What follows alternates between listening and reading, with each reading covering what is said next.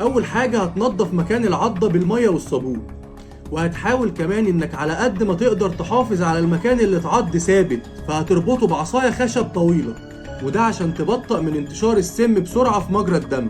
وبعد كده هتغطي مكان الجرح بحاجه نظيفه وجافه، وعلم على مكان الجرح واكتب الوقت اللي اتعضيت فيه. اخلع كل المجوهرات والهدوم الضيقه لان دي ممكن تقلل تدفق الدم. والخطوة الأهم إنك تتصل بسرعة بالإسعاف أو تروح على المستشفى عشان يحقنوك بمصل مضاد للسموم.